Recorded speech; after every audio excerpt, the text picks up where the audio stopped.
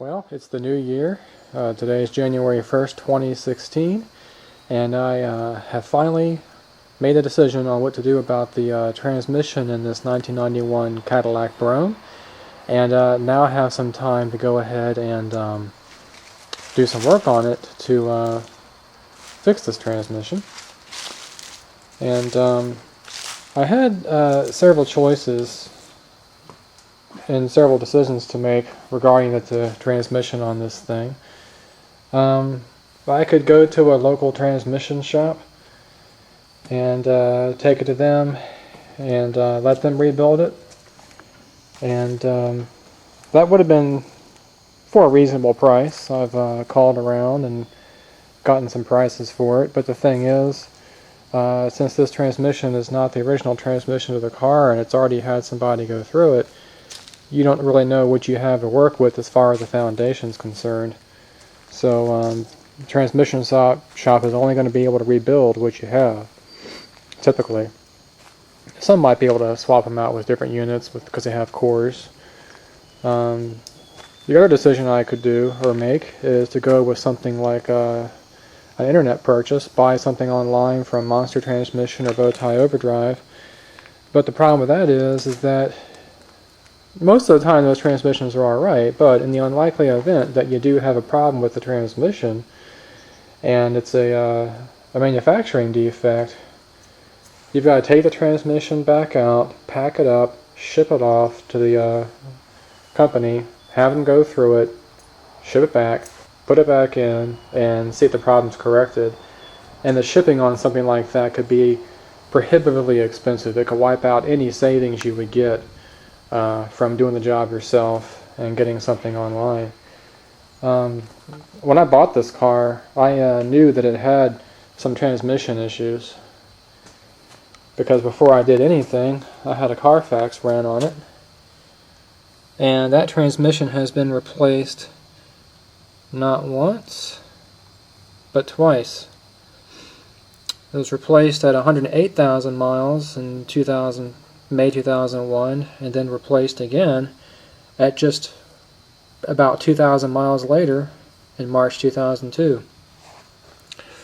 So either they couldn't get it right, couldn't get the adjustments right, or they kept getting bad rebuilt transmissions. I'm not sure what the issue was.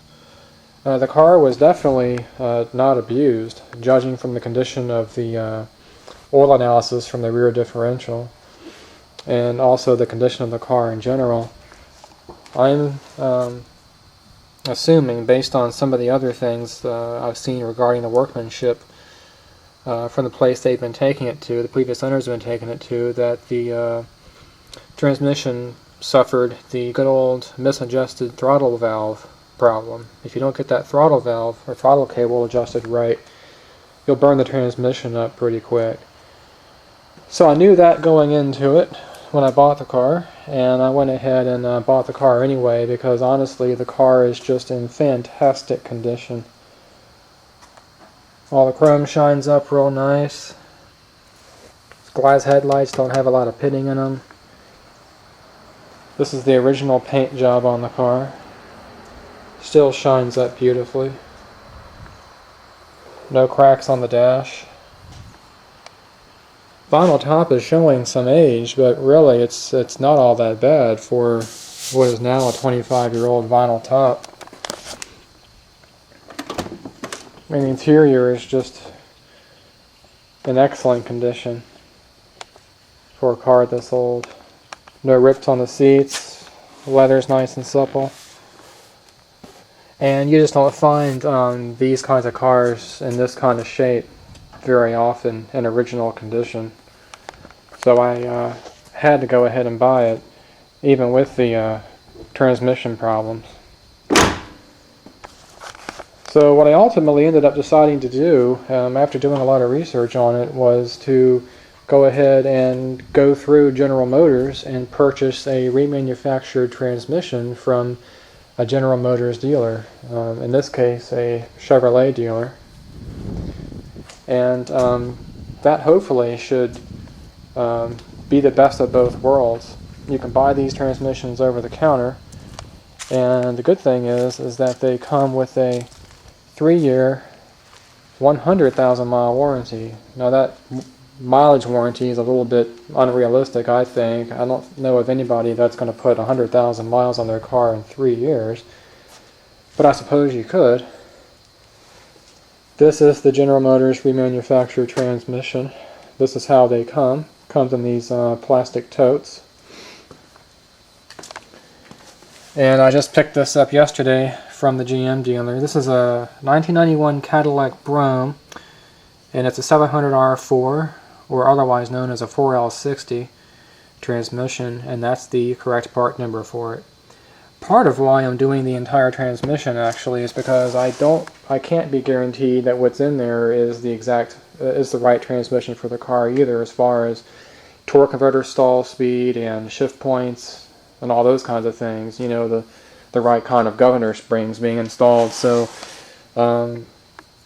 seeing as how there was so much trouble with the transmission to begin with from the Carfax, I'm going to do a master reset basically and just go in from the very beginning and start all over again with a remanufactured transmission and the correct transmission. There are some other identifying marks on this thing. That might be, I'm not sure, Inwood might be a city or something, I'm not really sure. And there's the other side of it, if you guys want to read that. So GM didn't really remanufacture this, but it was remanufactured for General Motors, and supposedly meets their quality control approval. And there's another number if you guys can decipher what that means. And it's packaged very well.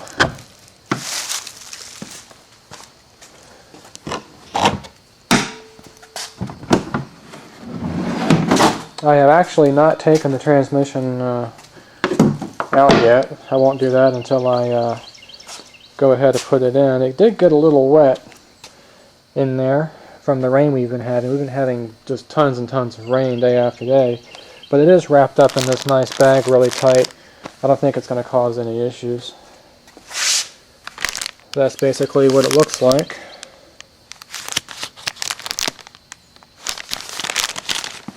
And you can see some identifying numbers down there. It's a 93 ADM calibration. I'll video more of this when I get it out of the tote and everything, when I get it ready to put in. Nice to know that it was tested. And the other thing about these transmissions when you get them from General Motors is that they already come with the torque converter pre-installed. Already put in the transmission and bracketed in for shipment and ready to go. Comes with a little information package and some seals, probably for the speedometer drive gear and maybe the transmission dipstick filler tube. But when you replace a transmission, you always want to replace the entire assembly, torque converter and transmission. So they come all together completely. That makes it really simple to order.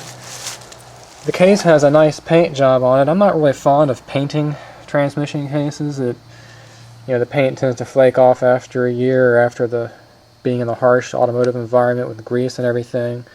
But it does look really nice. It's got brand new cooler line fittings.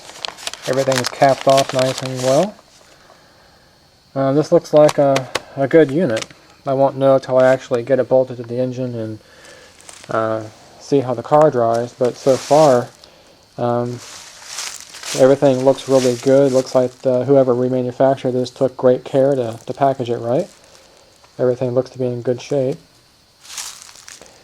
Basically, what's wrong with this transmission after some diagnosis that I've done the basics like change the fluid and filter and make sure it had the right amount of fluid in there. And that unfortunately didn't make any difference. What the problem is the transmission slips really badly, especially going from 2 to 3 and 3 to 4. And I did a pressure test on it with my pressure tester, And I don't know if I can show you, but there is a pressure tap on the side of the transmission that you can hook a pressure gauge to and go through all the gears to measure the pressures. The pressures were actually okay. What I think is going on is a couple of different things with the unit. The main thing that's wrong with it is I think that the torque converter lockup clutch is glazed. When it goes into third gear, right around 35 miles an hour, it seems like there's just not that much power. You can kind of feel it in the back of the seat, so to speak. It seems like the drivetrain sort of lets go, and then you give it just a little bit of gas, the engine RPMs go up considerably. So I think that particular issue is the torque converter, and the same thing happens in fourth gear. And then at breakaway, coming from a stoplight, the 1 to 2 shift is really, really long and delayed. So I think that whatever happened with the torque converter probably also took out the transmission, and it's just better to go in with another remanufactured unit, and can't really go wrong with OEM remanufactured parts. Hopefully this should be a higher quality than most. This car officially is now, I can register it as an antique. Since it's January 1st, 2016, this car is now 25 years old, and in my state, when your car reaches that age, you're legally allowed to register it as an antique. And this car is all original, except of course for the transmissions. So if this were the original transmission with the car, that would change my game plan a little bit, because I would prefer to stick with the original transmission and take it to a transmission shop. And I can do that with confidence because I would know that nobody else has been in that transmission, so I can kind of oversee the operation and make sure that it's rebuilt properly. With what I have now, being the second transmission, I have no idea how this thing was rebuilt or installed, not a clue. So it's not really the original transmission to begin with, and that's why I feel pretty good going with another non-original transmission. So it pretty much is what it is. I'm kind of stuck with that. But everything else on the car is completely original, down to the headlights. So that's sort of the decision-making process. I'm very lucky, very glad to be able to go this route. The extra work I've been doing with HVAC has allowed me to make purchases such as this. These things aren't the cheapest things, but any kind of transmission work is going to be expensive, but in reality this is actually the cheapest way to go, believe it or not. And now that I have more time to go ahead and knock this out over the 3-day weekend, hopefully I can get the old transmission out of here today and then get the new transmission installed tomorrow, Saturday, and fill it with fluid and do the final adjustments, especially that TV cable. I'll show you guys how to do that on Sunday, and get this thing on the road. So enough about the new transmission. I'll get back to that a little bit later. The first thing to do on this car, I just finished driving it, just to circulate the fluids, get the battery charged, driving it one last time, so to speak, because it's going to be laid up for a while. I've got the breezeway all cleared out of the other cars. I've got the entire breezeway to myself. And first thing to do is get the transmission out of here, and to do that I've got to get the car jacked up and drain all the fluid out of the transmission. When I get the transmission out, a lot of the fluid is going to tend to come out of the tail section and make a huge mess. So I want to make sure that transmission is nice and dry before I actually start unbolting everything.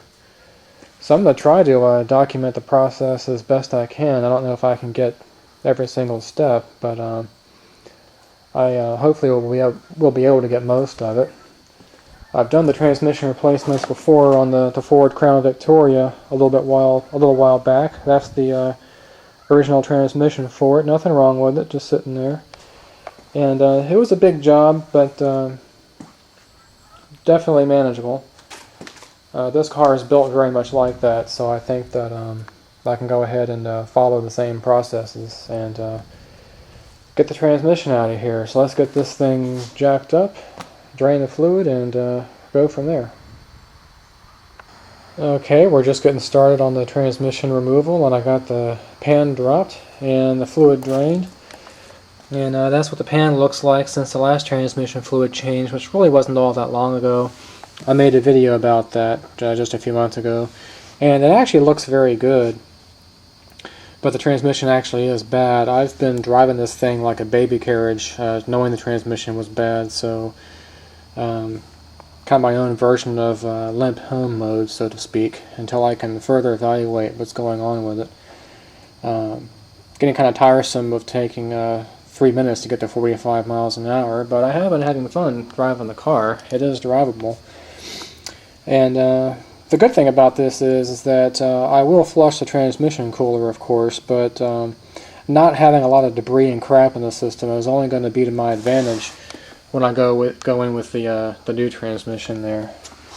So I'm going to go ahead and put this together just like it is, because this transmission is not going to be used anymore, and that way I'll be able to take it out and put it in the tote and get my core credit back. The next thing I did, and I'm kind of doing this out of order, there's several ways you can do this, and the order is not really all that important. I got the negative battery cable disconnected while I was thinking about it, and it can't slip and make contact with the battery terminal because I have a rag in the middle, because I know I'm going to have to pull the starter motor to as part of the procedure to get the transmission out of here. But while I have it up in the air, I'm going to start disconnecting the gear shift linkage, the speedometer, or the vehicle speed sensor, the electrical connector for the torque converter control solenoid, and maybe get a little bit higher and take out the propeller shaft and just start getting deeper into it. Well, I'm well on my way to getting this transmission out of here. I've got the dipstick filler tube removed. That just comes off by taking off one of the top bolts on the bell housing and pulling it directly out of the transmission. Seal still looks pretty good. I've got the strut rod removed, which is one of the reinforcing braces that were used on Cadillacs. Of course, the torque converter inspection pan that just comes off with 4 bolts, 2 on each side, and the drive shaft. It's the slip yoke type. So basically, the drive shaft is very easy to remove. What you do basically is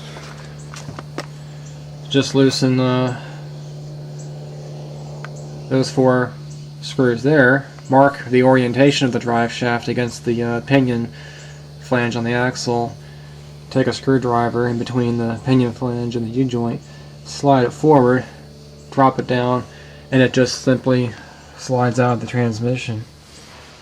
So a lot of the work I've been doing is on the bottom side that you can't quite see, but I've got the gear shift selector lever removed, and that basically is just pull a cotter pin out of here,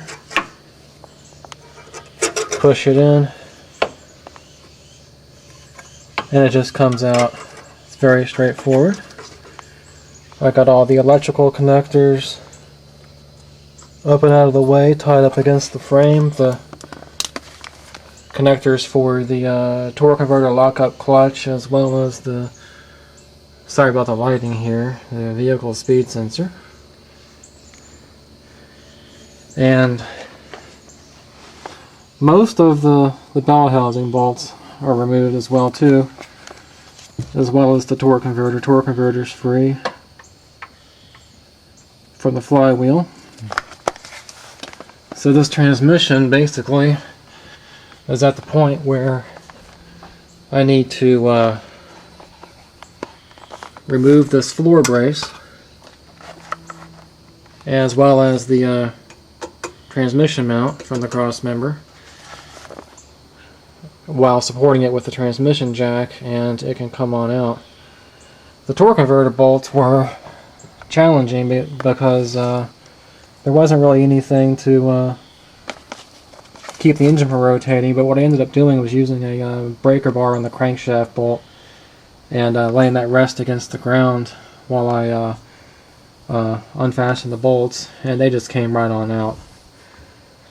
So slowly but surely this thing is almost ready to come out of here. Interestingly, and I knew this for a while, this is a GM remanufactured transmission, but as with anything, if it's not remanufactured right, or if that TV cable adjustment is not dead on the money, you're going to have problems. You could ruin any transmission. So let me, one of the other things I have to do is I have to find a way to support the backside of the engine, because that transmission is putting quite a bit of a moment on it. And what I don't want to have happen is I don't want the distributor cap or distributor itself to hit the firewall and get damaged. So I'll probably just put a block of wood under the oil pan and use a floor jack, give it a little bit of extra strength, and then use a transmission jack to work the transmission out of there. So let me get all that stuff set up and we'll get this old transmission out. Okay, this transmission is ready to come out. I've got the throttle valve disconnected and just hanging loose here. I left it attached to the transmission just for simplicity. I'm going to just be careful lowering the transmission so this doesn't snag on anything and get kinked. Everything is all ready to go. Got the catalytic converter mount removed, along with the rear transmission mount. The bell housing bolts, there's 3 on the driver's side, 3 on the passenger side, and the torque converter bolts. And here's what the setup looks like. I've got the rear engine mount, or cross member, just slid back at an angle to give me clearance to get this thing out of here.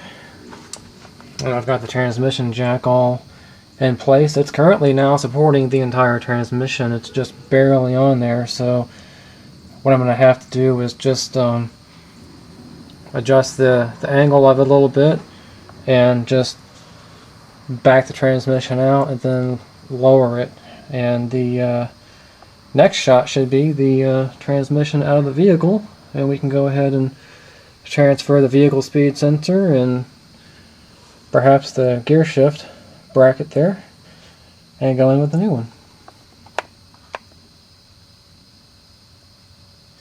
Okay, transmission is finally out, and I got the torque converter with the glazed lockup clutch sitting over there. I'm glad I didn't mess with this TV cable while I was under the car. It just would have been more difficult to get it out. I forgot to mention you need to disconnect the transmission cooler lines as well too. They can be done while you're under the car. I didn't find that I had to tilt the transmission back or anything to get the last 2 bolts out of the bell housing. I was able to use a 14mm wrench. By the way, all the bell housing bolts are 14mm, and use the wrench pointed in that direction and get them loose from underneath. I got kind of small hands, so I was able to get in there and work them loose. They shouldn't really be all that tight.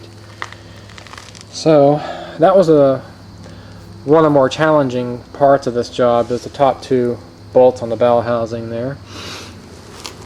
And the other challenging part was getting this car raised up high enough off the ground to clear the bell housing. Unlike the Crown Victoria that I did not that long ago for its transmission, I can't let the engine hang back. The engine mounts on this 350 are too far forward, and the 350 is actually a lot heavier than the Ford 4.6. It's got cast iron heads and everything, so if it leans back too much, I could damage the distributor, the exhaust system, all kinds of stuff.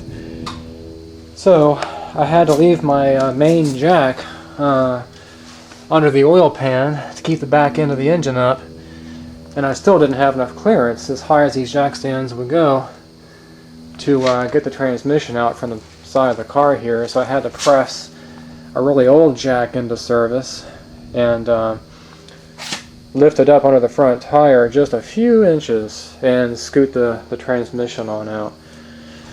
So, nothing wrong with that jack really, it just leaks like a sieve. I got to replace all the seals in it. So now we're going to be ready to transfer some parts. I got to transfer the TV cable assembly, and this also gives me a chance to inspect the adjustment. And technically I didn't have to disturb the adjustment at all. It just comes out with these two tangs, but it'll need readjustment once it's in the new transmission. And then I'm going to have to transfer the vehicle speed sensor and probably the adapter for the gear selector lever.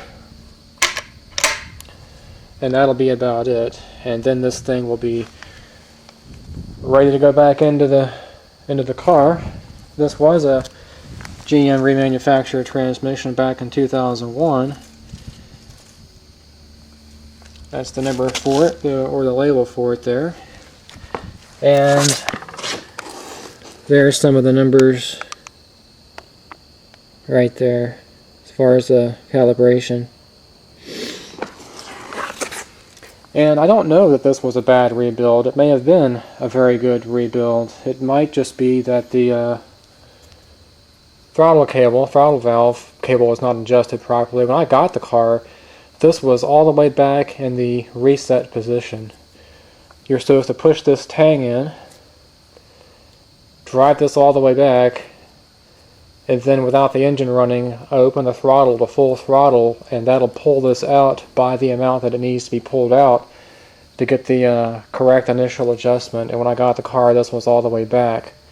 So that tells me this wasn't adjusted properly. If it's all the way back, it's going to have too much pressure, I would think. Be too much tension on the cable. So this transmission might have been shifting very hard initially and left like that and probably burned up. So, not very happy with the way things were done on this car. Pretty much every problem on this car has been poor workmanship from the previous dealer or owner or shop or whoever's been doing the work on this thing. I've found out that there's numerous fasteners missing that had to be replaced. This fastener here is not the original GM fastener. All these are 15 millimeter. That's a 16 millimeter. And I'm not sure about the bell housing bolts. I would think that's original, but I don't know if that's original or not. So it's just amazing how many fasteners they've lost. And I went ahead and got the main rear cross member out, as well as the exhaust system disconnected. And I've learned that the exhaust system is put in upside down and backwards. The weep hole for the muffler is on the top instead of the bottom. So that exhaust system is going to have to come out and be replaced. So, although the car is in very good condition, where it needed maintenance, that maintenance was not done very well. Poor workmanship, missing parts, incorrect adjustments, poor procedures. I had to go to a junkyard and find another fastener for the converter inspection plate. Just miscellaneous stuff like that, all of which can be corrected. It's just poor workmanship, basically. By the way, here's the numbers on the converter. DGAF is the stall speed indication. I want to say that's like a 1600 stall, might be a 1300 stall. This converter just doesn't look good. I'm not sure if it was like that when it was new or just because just through normal use over 14 or 15 years, but looks like I may have gotten a little bit hot. But anyway, out with the old and in with the new, or at least the remanufactured transmission. I got to get the thing out of this tote and start transferring parts to it, and go ahead and get it on this jack and we'll be ready to go back in with the new transmission. Okay, after a few hours, the new transmission is taken out of the plastic tote and ready to go on the transmission jack and chained up. There's the part number on the torque converter, by the way, if anybody's interested. I got all the accessories transferred, the TV cable, throttle valve cable already put in there. It's much easier to do with the transmission out of the car, of course. Got the cooler lines unplugged. I've got the gasket for the filler tube put in there, and I got a towel over it just to keep any crap from getting down in there when I wrestle this transmission up in there. I cleaned up the vehicle speed sensor and reinstalled that with a new O-ring. And I have the gear selector adapter put in there. So this thing's ready to go. I'm going to leave the seal on the tail housing just in case there's any fluid that comes out. I've already dry fitted the drive shaft in there to make sure the splines match, which they do. And there's fluid everywhere because this transmission is actually full of transmission fluid. I'm going to have to drain it once I get it up in the car because I want to go into all synthetic fluid. But when this thing tilted down, a lot of fluid came coming out of the filler hole, and I want to get as good of a drain as possible. This jack, without that breaker bar, would allow the transmission to tilt forward like 90 degrees almost, and the converter would fall out. So to prevent that from happening, I'm going to go ahead and leave the adapter plate in there so the torque converter remains completely seated, and only take it out when I'm really close to matching the bell housing to the engine block. So let me get the left side of this car raised up and wrestle this thing in here, and we'll be ready to start bolting it back together. Okay, after several hours, the new transmission is in, and everything's looking really good. Everything went in nice and smooth. Drive shaft is in. Floor cross brace right there is in, as well as the rear engine mount.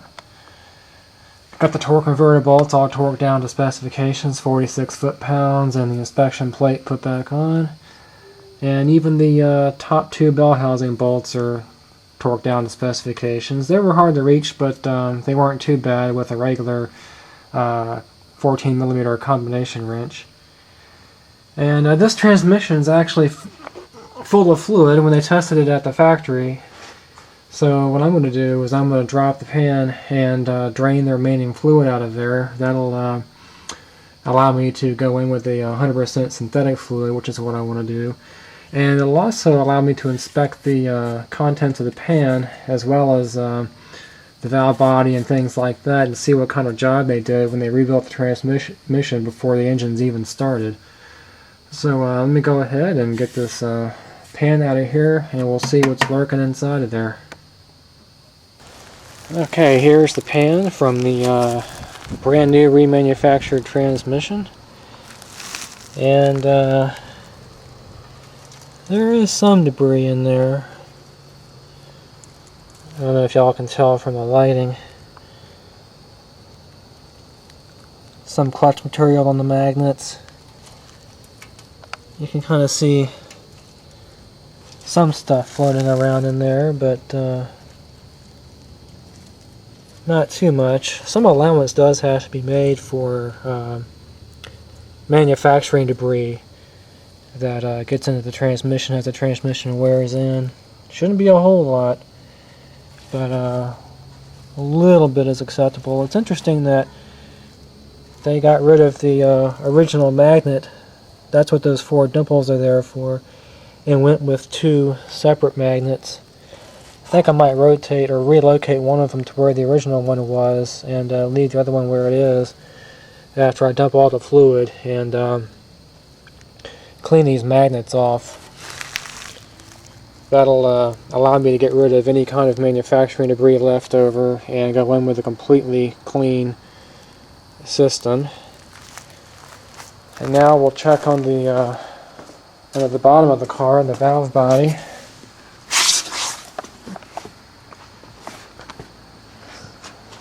see what that looks like. And overall, everything is really clean. Looks like they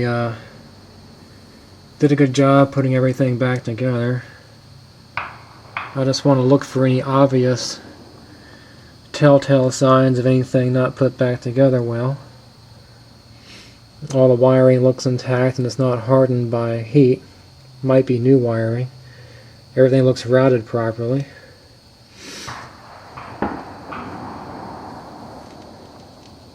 So far so good. Everything looks to be professionally done. We'll have to get the pan on here and get some fluid in it, fire it up, and see how it actually performs on the road. But so far, things are looking pretty positive. Next video will be